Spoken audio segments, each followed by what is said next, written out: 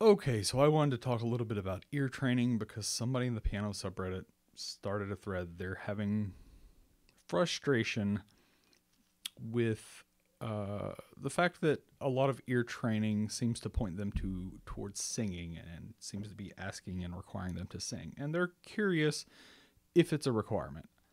And I would say no, technically, but it's going to give you such a huge disadvantage if you cannot sing and like match pitch with your voice for a whole host of reasons. Um, and it's going to really slow down your progress. Um, I think I would compare it to something like trying to practice piano with mittens on. It's going to be very difficult. Um, and I suspect I know what's going on here. They said that they have trouble matching pitch. They can hear when pitches are wrong when played in a melody, but it sounds like they're having trouble matching pitch with their voice. And since they're trying to use ear training apps, I suspect the reason is the octave displacement issue. Um, because most of what they're going to hear in some ear training app, it's going to be in the treble range. It's going to be up here. So let's just say, um, if they play this note in the ear training app. Now, for me, I would just go da, which is technically that note, or I might go da, which is this note. But if you're struggling, you go da, whatever. And you don't have good falsetto, or you're a bass baritone, not a tenor. Even tenors are going to struggle sometimes with this note. That's a problem. But you need to be able to hear this note and just sing it anywhere else. Da. So what I would say as a way to work on this is to step away from whatever apps you're using and find a note that you can sing. Probably you can sing a C, unless you're a tenor. This might be a low note for you. Um, I'll give you two starting places. Either start on C or start on G. I'm just trying to think through this for people with different voice types. So, if this is a comfortable note for you, start here and just see if you can sing this note. Da. And try to match pitch with that. Da. And if you can, then try to play like a little partial scale. We're not going to do a whole scale just to make sure it's in a smaller range for your voice if you're not vocally trained. Da. You can tell I haven't been singing lately. Got to warm up a little. Da. Or if you're starting on G, you can do the same thing. It's all white keys. It's basically half of a G major scale. Da, da. Okay? Pick one of those, sing with it. Just do a little bit of that every day and just match pitch with that. And then slowly you can move. I would say an intermediate step would be see if you can play this in both hands. And then start with the lower octave. Da, and then sing it in that octave while playing it in the upper octave and the lower octave. Da. You can even add other octaves. Da, da.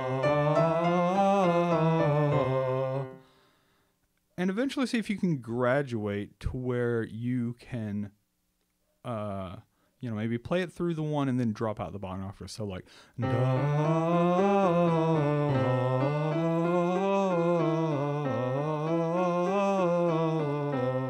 You can even try more octaves. Da, da. You need to be able to hear that is the same note just displaced by an octave. So that's a way for you to work towards getting used to that. I would say if you're still struggling, always start playing the pitch that you actually can sing and then wean yourself off of it. No, no. But then on subsequent days, as you get comfortable with that, see if you can give yourself a pitch somewhere in here and still start down there. Da. Or give yourself a pitch here. Da. And then theoretically, you should be able to start finding other pitches. So if you're very comfortable finding that, well, that might just be one note in your voice you can really find. That's C, for example. Then you can try other ones. Da.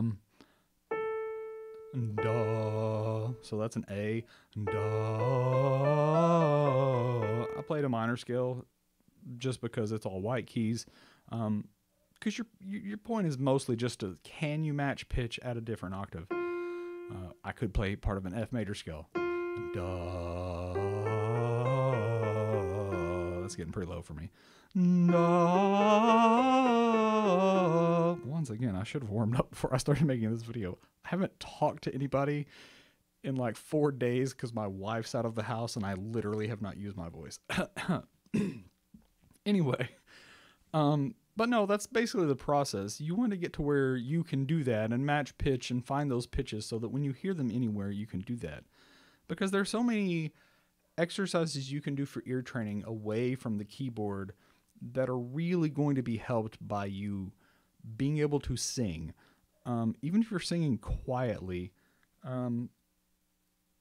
it's really helpful. Sometimes I will just be out on a walk and do like real basic vocal exercises because you can do like ear training stuff. Because one thing that's really useful, if you've ever played like these little cadences like this, right?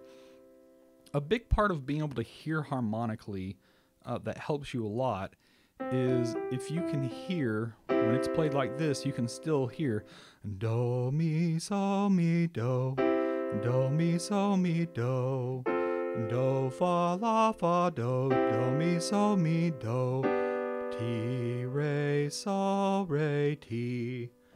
And then can you get to where you can find those pitches consistently, just singing through them? The thing is, it's one of those things almost like practicing scales, where if you just do this a lot and you just pick one really simple progression like that one, and you sing that kind of combination, do, mi, so, mi, do, fa, la, fa, do, ti, re, so, re, ti, do, in whatever range is comfortable for you. You don't have to have a note given to you. That's probably not the key I would have picked for me. But yeah, you do that and it starts to really, really internalize those pitches for you. And those, you'll start to notice when you hear this stuff, you can sing down through those chords. And then it's just, if you want to get more advanced, you start doing it in different inversions, which that does sort of require you to have more vocal dexterity, but it's really helpful to be able to sing a chord down from any spot. So like it's really easy if you always center yourself on do, mi, so, mi, do, fa, la, fa, do. But what if you did like, if you just decided so, mi, do, la, fa, do, so, re, ti. Can you always start it on the top of that?